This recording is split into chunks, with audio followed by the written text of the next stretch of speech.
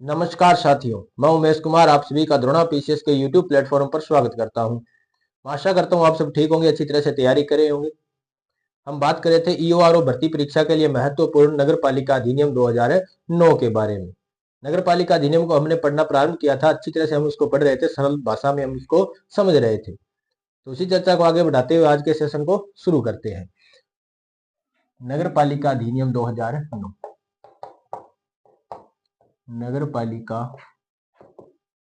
अधिनियम 2009। इसमें हमने कुछ धाराओं के बारे में बात की थी। आज आगे की कुछ धाराओं को हम पढ़ना प्रारंभ करेंगे। हमने 20 तक धाराएं इसमें देख ली थी। हमने पता किया था कि ये जो नगर पालिका अधिनियम है, इसका जो प्रारंभ हुआ था वो 11 सितंबर 2009 को राज्यपाल महोदय के हस्ताक्षर के साथ हुआ था। जिस राजपत्र में इसको प्रकाशित किया गया उसका क्रमांक संख्या था 4K। नगर पालिका अधिनियम 2009 में कुल 344 धाराएं हैं। इन 344 धाराओं को 17 अध्यायों में बांटा गया है। 6 अनुसूचियां जोड़ी गई हैं और भारतीय संविधान की अनुसूची 12 में नगर पालिका के कार्यों का उल्लेख किया गया है। हमने 17 अध्यायों को पढ़ा, उनको आपको याद करना पड़ेगा अच्छी तरह से। 17 अध्याय हमने पढ़ लिए हैं। कौन कौन से अध्याय, उनके टाइटल आपको याद होना चाहिए। फिर हमने बात की थी 20 धाराओं के बारे में, वो 20 की 20 धाराएं भी आपको याद हो गई होगी, ऐसी मैं आपसे आशा कर सकता हूं, क्योंकि एग्जाम बहुत दूर नहीं है, एग्जाम पास में है, बड़ी भर्ती है और सभी जो भी इसकी तैयारी करे हैं वो अच्छी तरह से तैयारी कर रहे हैं। तो आपको भी साथ साथ में अच्छी तरह से तैयारी करनी पड़ेगी, रटना पड़ेगा, बार बार लिख के, रट के, समझ के, किसी भी प्रकार से आप उनको करो, करना तो पड़ेगा। आज हम शुरू करेंगे अध्याय 2 की धारा 21 से, और धारा 21 से पढ़ना आज प्रारंभ करने वाले हैं। तो हम पढ़ेंगे धारा 21। अध्याय 2 हम देख रहे थे, अध्याय 2, जिसमें धारा 3 से लेकर के धारा 50 तक धाराएं हैं। 20 तक की धाराएं हमने देख ली थी। अब हम देखेंगे आगे की कुछ धाराएं। अध्याय 2 का टाइटल था नगर पालिका का गठन एवं शासन। नगर पालिका का गठन एवं शासन। नगर पालिका का गठन एवं शासन। तो आज की चर्चा को बढ़ाते हुए हम बात करेंगे आगे की कुछ धाराओं की। तो धारा हम पढ़ने वाले हैं धारा 21।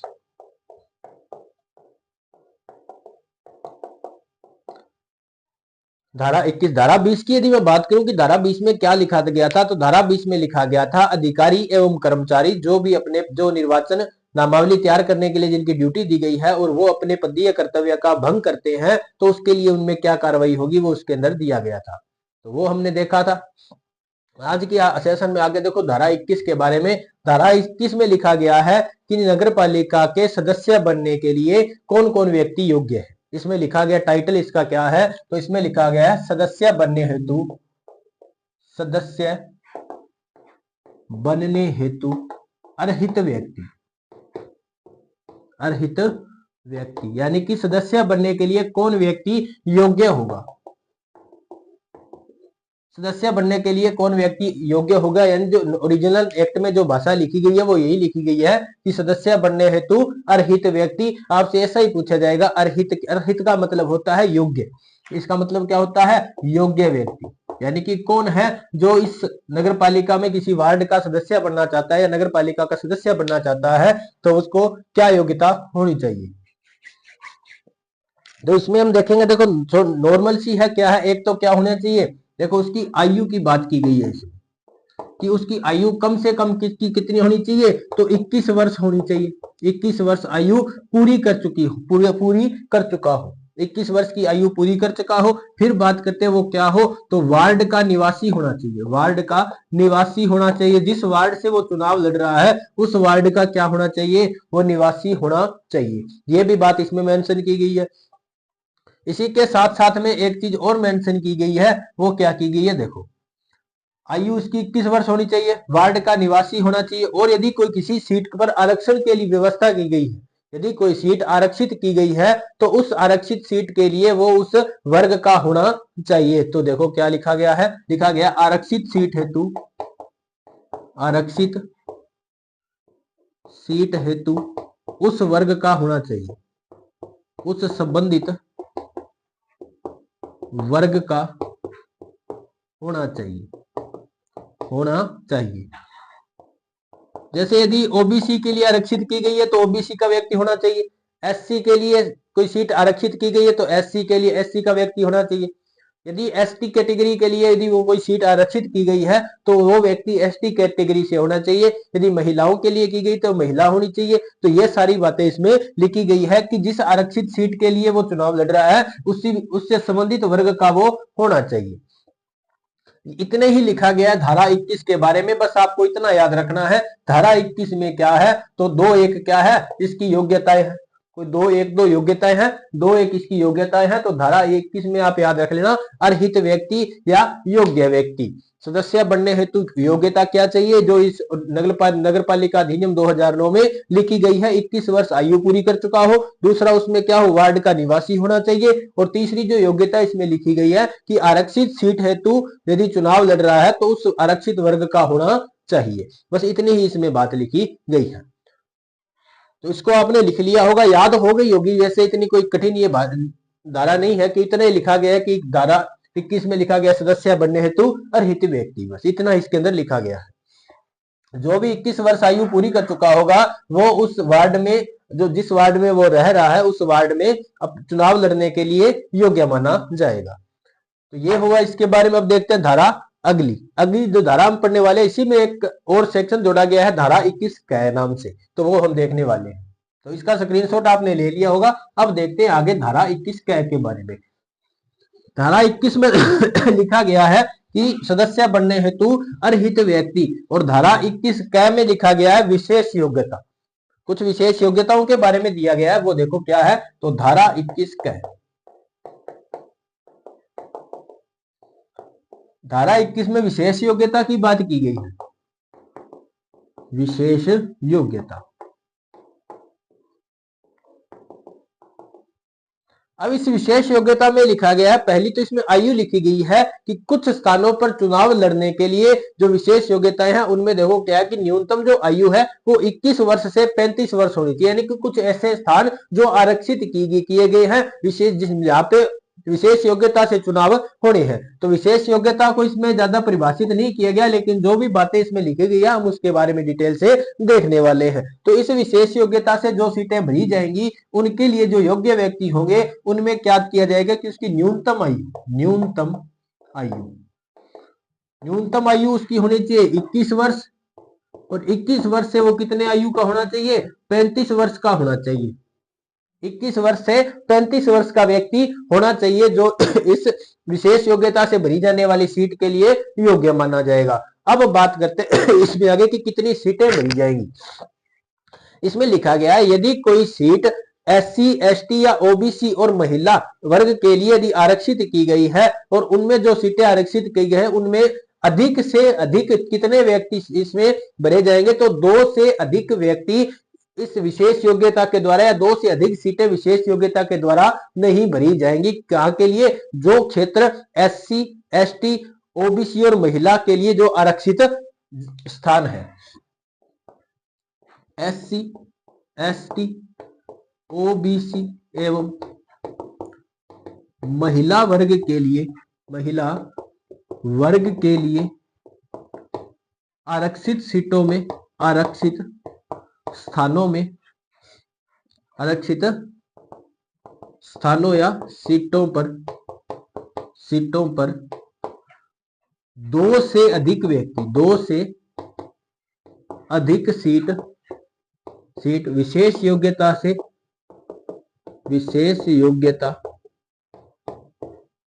के तहत नहीं भरी जा सकती।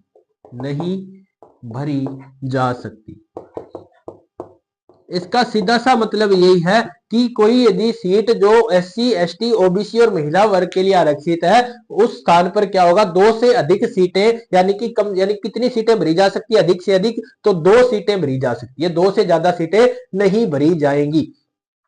फिर बात इसमें एक और लिखी गई है, क्या लिखी गई कि इन क्षेत्रों के लिए जो आरक्षित है और उनमें 3 सीटें ही आरक्षित है। कितनी सीटें आरक्षित है, 3 सीटें या उससे कम आरक्षित है तो केवल 1 सीट विशेष योग्यता से भरी जाएंगी। इसमें क्या लिखा गया है, यदि एससी, एसटी, ओबीसी व महिला वर्ग के लिए आरक्षित सीटों की संख्या, के लिए आरक्षित सीटों की संख्या, सीटों की संख्या 3 या कम है, 3 या कम है, तो वहां पर, तो ऐसी स्थिति में, ऐसी स्थिति में विशेष योग्यता से, विशेष योग्यता से केवल एक सीट भरी जाएगी, केवल एक सीट भरी जा सकती है, भरी जा सकती है। यदि कोई सीट जो एससी, एसटी, ओबीसी या महिला वर्ग के लिए आरक्षित है, वहां पर 2 से अधिक सीटें विशेष योग्यता से नहीं भरी जाएंगी, और लेकिन यदि किसी स्थान पर जो एससी, एसटी, ओबीसी और महिला वर्ग के लिए यदि आरक्षित सीटों की संख्या ही 3 या 3 से कम है, तो वहां पर केवल एक सीट, कितनी सीट, केवल एक सीट ही भरी जाएंगी विशेष योग्यता के द्वारा। तो ये भी बात आपको ध्यान में रख लेनी है। फिर बात करते हैं, यदि कोई ऐसा क्षेत्र जो अनारक्षित है, कैसा हो, अनारक्षित, अनरिजर्व्ड जो क्षेत्र है, उन क्षेत्रों पर अधिक से अधिक कितनी संख्या भरी जाएगी, तो देखो उसमें हम बात करते हैं। इसका स्क्रीनशॉट आपने ले लिया होगा, अब देखते हैं आगे।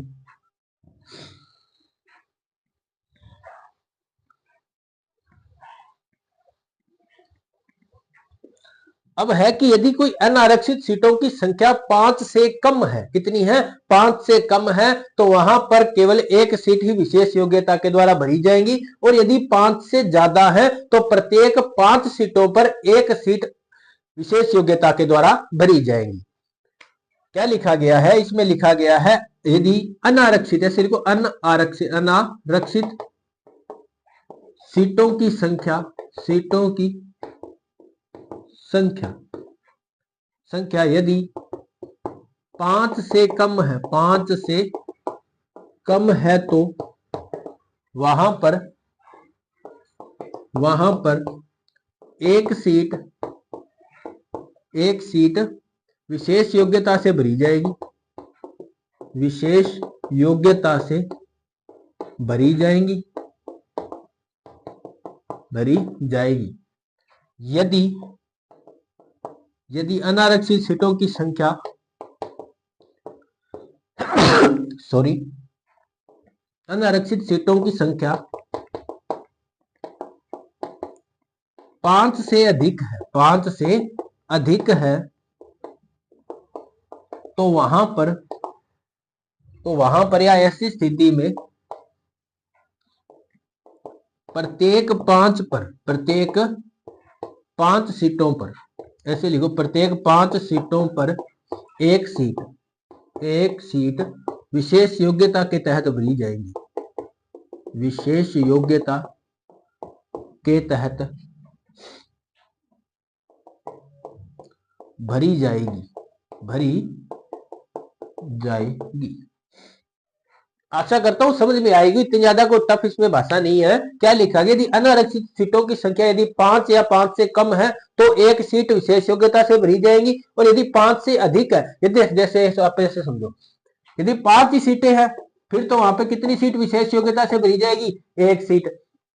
यदि कहीं पे 7 सीटें हैं, तो वहां पे कितनी भरी जाएगी, तो देखो इसमें से करें 5 और प्लस 2 सीटें बनती है, तो 5 पर तो एक भरी गई, लेकिन इस 2 पर नहीं भरी जाएगी, यानी कि 7 सीटें, वहां पर कितनी सीटें विशेष योग्यता से भरी जाएगी, केवल एक सीट। क्यों, क्योंकि प्रत्येक 5 पर है, तो इस 5 पर एक सीट होगी, तो यहाँ पे 5 हुए नहीं, तो एक सीट कैसे भरी जाएगी। फिर बात करते हैं आगे, यदि सीटें 10 है, तो कितनी भरी जाए, देखो 5 प्लस 5, तो 5 5 का आंकड़ा यदि अलग करके जाए, तो इस 5 पर एक और इस 5 पर एक, तो इस 10 में से कितनी सीट विशेष योग्यता से भरी जाएंगी, 2 सीटें विशेष योग्यता से भरी जा सकती है। ये बात आपको ध्यान में रखनी है।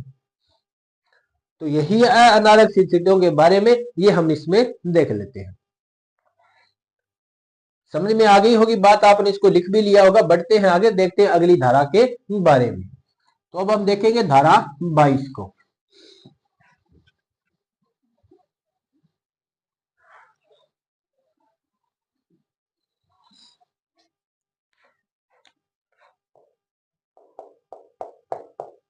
धारा 22, धारा 22 में लिखा गया है कि कोई एक व्यक्ति एक से अधिक वार्डों में चुनाव नहीं लड़ सकता। क्या लिखा गया है? एक से अधिक वार्डों में चुनाव लड़ने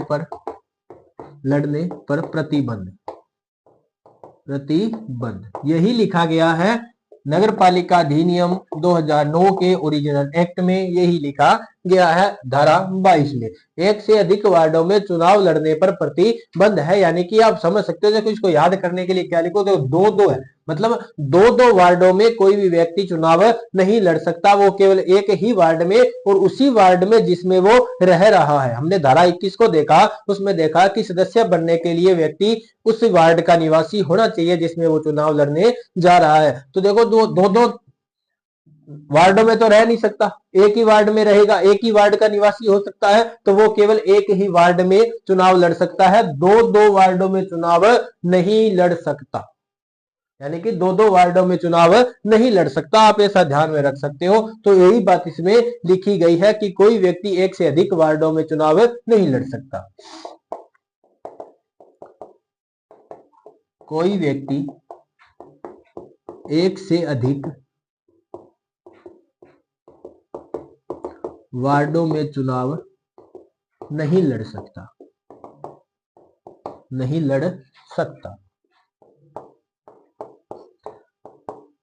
अब इसके अंदर कुछ एक चीज और मेंशन की गई है, वो क्या लिखी गई है? देखो, आप चुनाव एक ही जगह से लड़ोगे, लेकिन आप अपना जो नामांकन है वो भरा सकते हो, नामांकन भरा सकते हो दो अलग अलग वार्डों में। तो यदि आपने एक से अधिक स्थानों के लिए यदि आपने नामांकन भराया है, नामांकन दाखिल किया है, तो जिस दिन चुनाव के नामांकन वापस लेने की घोषणा हो जाए, उस दिन आपको क्या करना पड़ेगा? 3 बजे से पहले अपना नामांकन एक स्थान से वापस लेना पड़ेगा। केवल एक ही स्थान पर आप अपना नामांकन रख सकते हो, बाकी अन्य स्थानों से आपको नामांकन वापस लेना पड़ेगा। और आप यदि ऐसा नहीं करते हो तो ऐसा समझा जाएगा कि जो आपने, यानी कि जो व्यक्ति अब चुनाव लड़ने जा रहा है और एक से अधिक स्थानों पर उसने नामांकन भर रखा है, तो यदि उसने 3 बजे से पहले यदि उस नामांकन को वापस नहीं लिया, तो ऐसा समझा जाएगा कि उस व्यक्ति ने सभी स्थानों से अपना नामांकन वापस ले लिया, यानी कि उसकी जो नामांकन है वो रद्द हो जाएगा, वो चुनाव लड़ने के योग्य नहीं रहेगा। समझ में आ गई होगी बात? क्या लिखा गया है कि एक व्यक्ति एक से अधिक वार्डों में चुनाव नहीं लड़ सकता, लेकिन वो नामांकन भर सकता है। यदि एक व्यक्ति ने एक से अधिक स्थानों पर नामांकन भर लिया है, तो जिस दिन नामांकन वापस करने की घोषणा होती है, उस दिन 3 बजे से पहले, यानी कि दोपहर के 3 बजे, अपराह्न के 3 बजे उसको उस 3 बजे से पहले अपना नामांकन अन्य स्थानों से हटा लेना चाहिए। कि केवल एक स्थान पर ही नामांकन रख सकता है। यदि वो ऐसा नहीं करता है तो ऐसा समझा जाएगा कि उसने सभी स्थानों से अपना नामांकन वापस ले लिया। यही बात इसमें हम लिखने वाले हैं। क्या लिखा गया है? यदि एक से अधिक स्थानों हेतु नामांकन दाखिल किया गया है,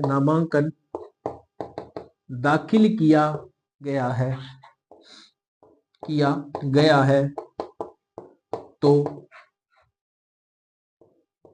नामांकन वापिस लेने की घोषणा वाले दिन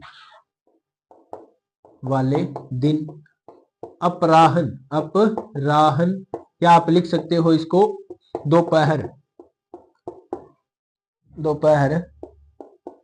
3 बजे से पहले अन्य स्थानों, यानी कि एक स्थान पर रख सकता है अपना नामांकन, बाकी स्थानों से नामांकन वापस लेना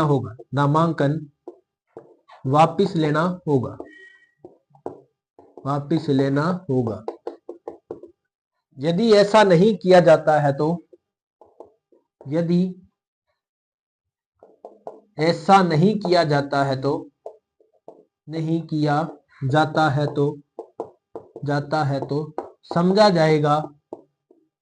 समझा जाएगा कि उसने सभी स्थानों से सभी स्थानों से नामांकन वापस ले लिया, नामांकन वापस ले लिया।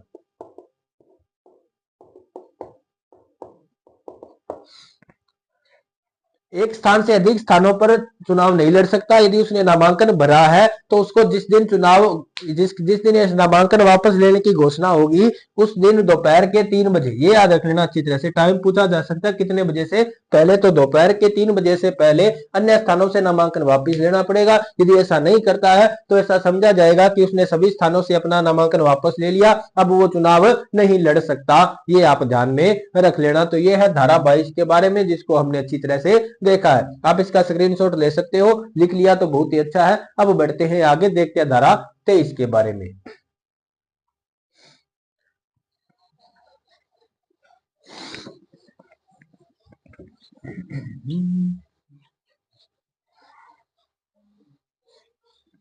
धारा 23,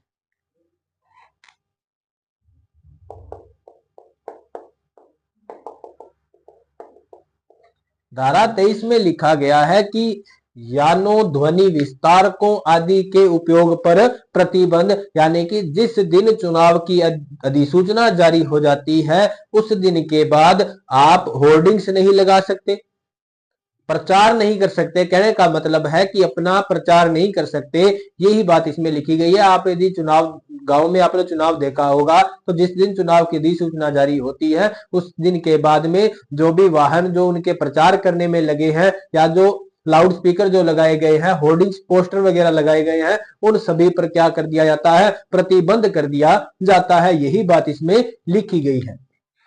क्या लिखी गई है कि यानो, यानो का मतलब कोई भी वाहन जो प्रचार में लगा हुआ है। यानो ध्वनि विस्तारकों, ध्वनि विस्तारकों यानी कि लाउड स्पीकर्स, ध्वनि विस्तारकों आदि के उपयोग, आदि के उपयोग पर प्रतिबंध, पर प्रतिबंध।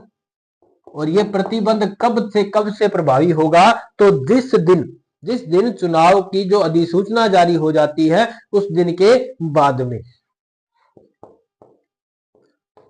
चुनाव की अधिसूचना जारी होने के बाद, अधिसूचना जारी होने के बाद,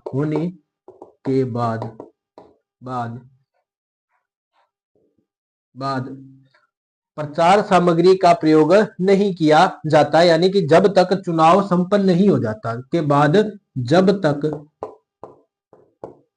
चुनाव संपन्न नहीं हो जाता, संपन्न नहीं हो जाता तब तक के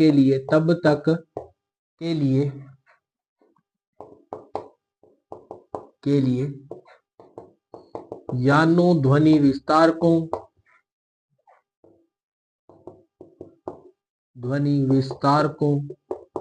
होर्डिंग्स, पोस्टर्स आदि पर प्रतिबंध है, आदि पर प्रतिबंध रहेगा। और इसका यदि कोई इसका उल्लंघन करता है तो क्या कार्रवाई होती है, तो देखो इसका उल्लंघन करने पर यदि कोई व्यक्ति इसका उल्लंघन करता है तो क्या कार्रवाई होने वाली है, तो उस पर 6,000 रुपए का जुर्माना लगेगा, 6,000 रुपए का जुर्माना।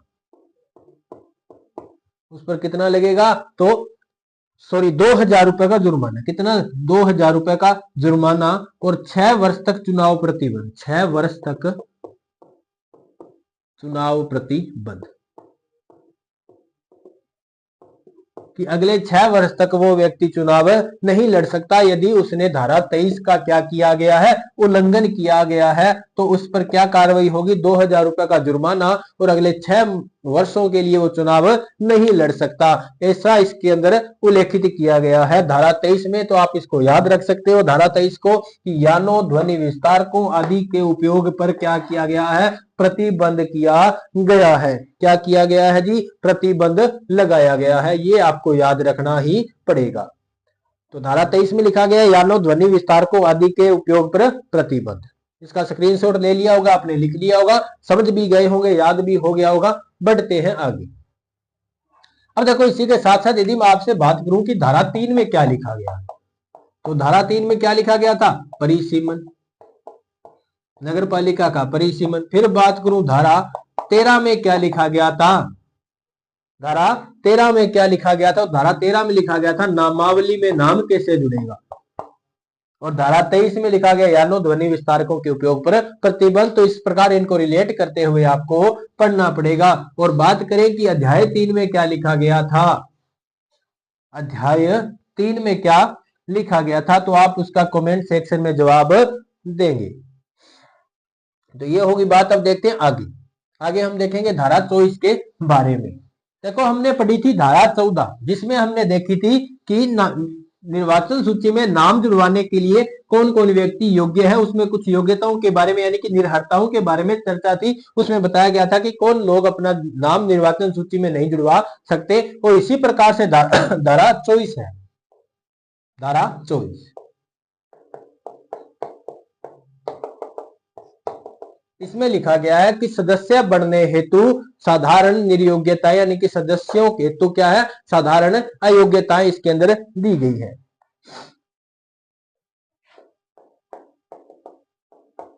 सदस्यों हेतु साधारण निर्योग्यताएं, निर्योग्यताएं।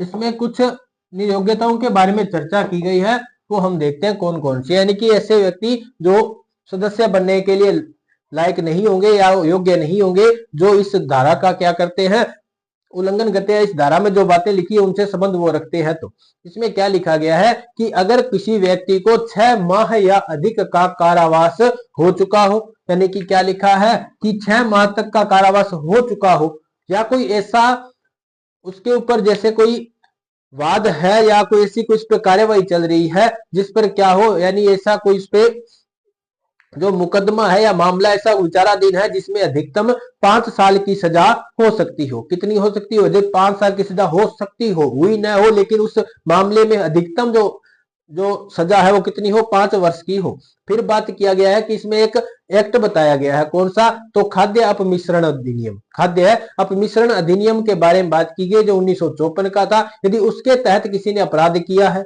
या उसके तहत यदि किसी को सजा हो चुकी हो, सजा हो चुकी हो। फिर बात करते हैं, इसमें लिखा गया कि आईपीसी यानी कि जो एक्ट है इंडियन पिनल कोड, उसकी जो 1973 का जो वो एक्ट है उसके तहत उसकी धारा 110 में जो कोई अपराध लिखा गया है, यदि उसने ऐसा कोई दंडित व्यक्ति है तो वो भी चुनाव नहीं लड़ सकता, सदस्य नहीं बन सकता। अगर किसी व्यक्ति को केंद्रीय या राज्य सेवा से हटा दिया गया हो तो वो भी व्यक्ति सदस्य नहीं बन सकता। क्या लिखा गया? इसमें लिखा गया है कि ऐसा व्यक्ति जिसको या तो 6 माह तक का कारावास हो चुका हो, या इसमें लिख सकते हैं ऐसा व्यक्ति जिसे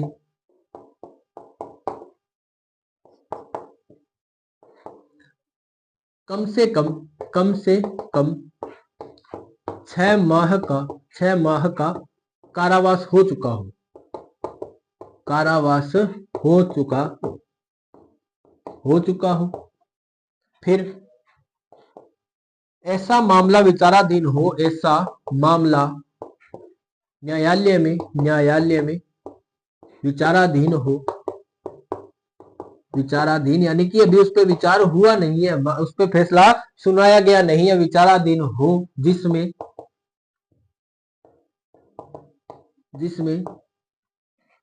अधिकतम क्या लिखा गया है? अधिकतम 5 वर्ष की सजा हो सकती हो, सजा हो सकती हो मतलब अभी तक हुई नहीं है क्योंकि फैसला तो सुनाया ही नहीं गया है। फिर बात करते हैं और इसमें क्या लिखा गया है कि खाद्य अपमिश्रण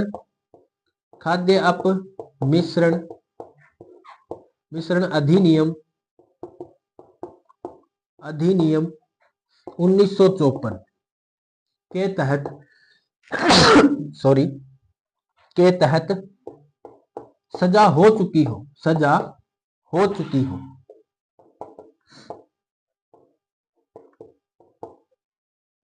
कम से कम 6 माह का कारावास हो चुका हो, या कोई ऐसा विचाराधीन मामला जिसमें अधिक से अधिक उसमें 5 वर्ष की सजा हो सकती हो। खाद्य अपमिश्रण अधिनियम 1954 के तहत उसको क्या हो चुकी हो, सजा मिल चुकी हो या सजा हो चुकी हो। फिर बात करते हैं, इसमें लिखा गया है कि आईपीसी इंडियन पिनल कोड 1973 की धारा 110 के तहत 110 के तहत, अब देखो अपने को यह नहीं पढ़ना कि आईपीसी 1973 की धारा 110 में क्या लिखा गया हो, या के तहत सजा हो चुकी हो, या दंडित हो, या दोषी हो, के तहत दोषी हो, तो वो व्यक्ति भी चुनाव नहीं लड़ सकता। और ऐसा व्यक्ति जिसे केंद्रीय या राज्य सेवा से हटाया गया हो, राज्य सेवा से हटाया गया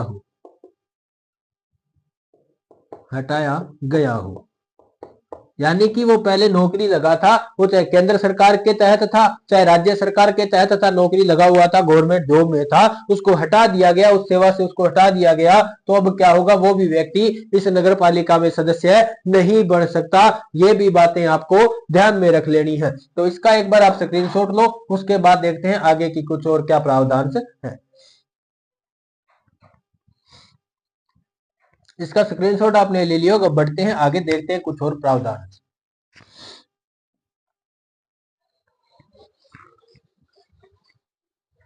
अब इसमें आगे कुछ और प्रावधान दिए गए हैं कि कौन कौन व्यक्ति इसके अंदर अयोग्य है या निर्योग्य हो सकते हैं, वो देखो। इसमें लिखा गया है कि अगर किसी व्यक्ति को, ऐसा व्यक्ति जिसकी 2 से अधिक संतानें हो, क्या हो, 2 से अधिक संतानें, और वो संतानें कब से ज्यादा, कब किसके बाद का, उसमें जो क्राइटेरिया दिया गया है कि किस दिनांक के बाद उसको 2 संतान हो, तो उसमें लिखा गया है 27 नवंबर 1995। तो इसमें लिखा गया है कि ऐसा व्यक्ति जिसकी 2 से अधिक संतान हो, 2 से अधिक संतान हो, कब के बाद में, तो तारीख याद रख लेना, 27 नवंबर 1995 के बाद।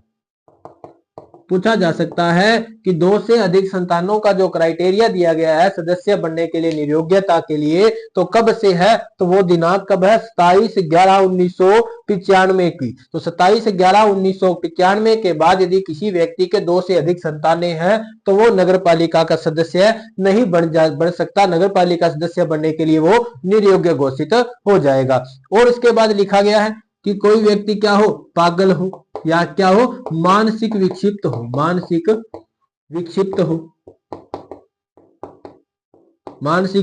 हो, जो दिवालिया घोषित हो चुका हो, दिवालिया घोषित हो चुका हो, या किसी बैंक ने उसको क्या कर दिया हो, दिवालिया घोषित कर दिया। तो यदि ऐसा कोई व्यक्ति यदि नगर पालिका में सदस्य बन जाएगा तो वो पहले तो अपना घर भरेगा, मतलब भ्रष्टाचार फैलाएगा। अब देखो उसके बाद में इसमें लिखा गया है कि कैसा कोई व्यक्ति जो नगर पालिका में किसी फंड या निधि के गबन का मामला उस पर हो, यानी ऐसा व्यक्ति जिसने या किसा क्या किया हो, तो नगर पालिका में किसी निधि या फंड में क्या किया हो, गबन कर लिया गया हो, तो ऐसा व्यक्ति भी सदस्य नहीं बन सकता। यानी कि उस व्यक्ति पर नगर पालिका में नगर पालिका में किसी निधि या फंड ऐसा देख लो उसने क्या किया हो, कोई घोटाला कर रखा हो, निधि या फंड के गबन का मामला हो, तो वो भी नगर पालिका का सदस्य बनने के लिए निर्योग्य हो जाएगा। या कोई ऐसा व्यक्ति जो डायरेक्ट या इनडायरेक्ट यानी कि प्रत्यक्ष या अप्रत्यक्ष रूप से नगर पालिका के साथ में कोई भी व्यवसायिक रूप से जुड़ा हुआ है, या उसने कोई टेंडर ले रखा है, या उसने किसी नगर पालिका की कोई ऐसी परियोजना है जिसमें उसने अपना हिस्सेदारी बढ़ा रखी है, यानी कि पार्टनरशिप कर रखी है, तो वो व्यक्ति भी इस नगर पालिका में सदस्य नहीं बन सकता। यानी कि ऐसा व्यक्ति जिसने नगर पालिका या जो नगर पालिका में प्रत्यक्ष या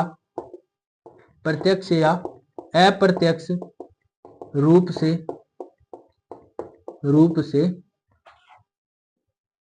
व्यवसायिक संबंध या व्यवसायिक रूप से जुड़ा हो, प्रत्यक्ष या अप्रत्यक्ष रूप से व्यवसायिक संबंध रखता हो वो व्यक्ति भी इस नगर पालिका में सदस्य नहीं बन सकता, या ऐसा कोई व्यक्ति जो गैर कानूनी व्यवसाय करते हुए पकड़ा गया हो, या ऐसा कोई व्यक्ति जो गैर कानूनी कोई भी इलीगल कार्य करता हुआ पकड़ा गया हो, गैर कानूनी व्यवसाय या 2 नंबर का कोई व्यवसाय करता पकड़ा गया हो, व्यवसाय करते पकड़ा गया हो, तो वह व्यक्ति भी इस नगर पालिका में सदस्य नहीं बन सकता, क्योंकि ऐसे व्यक्तियों को नगर पालिका में सदस्य बनाने का मतलब है भ्रष्टाचार फैल जाना और कार्य सही तरह से नहीं चलेगा, जो जनता को जो लाभ मिलना चाहिए था वो उनको नहीं मिलेगा। तो ये है धारा 24 में। धारा 24 में सदस्यों हेतु नियोग्यता दी गई है। और यदि बात करें धारा 14 की, तो इससे रिलेट होती है धारा 14, और उसमें क्या लिखा गया है कि नामावली में यानी निर्वाचन सूची में नाम जुड़वाने में, यानी कि नाम जुड़वाने हेतु निर्हरताएं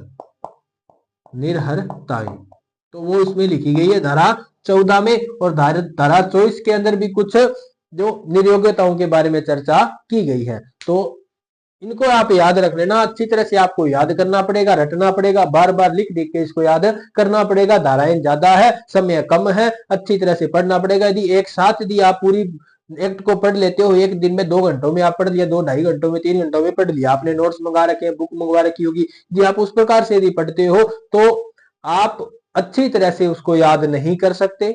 क्यों? क्योंकि एक साथ पढ़ी हुई ये धाराएं आपको याद नहीं होगी। हाँ, यदि कोई स्टोरी हो, यदि कोई और मैटर हम याद करते हैं तो वो याद हो जाएगा, लेकिन इसमें हर धारा का अलग अलग टाइटल है और सभी को सीक्वेंस में याद रखना है। तो ऐसी स्थिति में आपको यही रहेगा कि आप डेली 4-5 धाराओं को पढ़ो और उनको अच्छी तरह से पढ़ के याद कर लो, उनको रट के याद कर लो, रट लो, उसके बाद आगे की धाराओं को पढ़ो। लालच नहीं करना कि एक दिन में 5 तो अपने 2 मिनट में पढ़ ली, छठी एक धारा और पढ़ लेते हैं, ऐसा लालच नहीं करना। अपने खुद को कंट्रोल में रखना है। 5 धाराएं यदि डेली पढ़ रहे हो तो 5 ही पढ़ो, अच्छी तरह से आपकी याद हो जाएंगी और आशा करता हूं आपका एग्जाम भी क्लियर हो जाएगा। तो आज के लिए इतना ही, मिलते हैं अगली क्लास में। यदि क्लास आपको अच्छी लगी हो तो लाइक कर दिया करो, शेयर कर दिया करो। यदि आपने पुरानी वीडियो नहीं देखी है तो आपको लिंक उस डिस्क्रिप्शन में मिल जाएगा, आप वहां से पुरानी वीडियो देख सकते हो। तो मिलते हैं अगली क्लास में, तब तक के लिए धन्यवाद।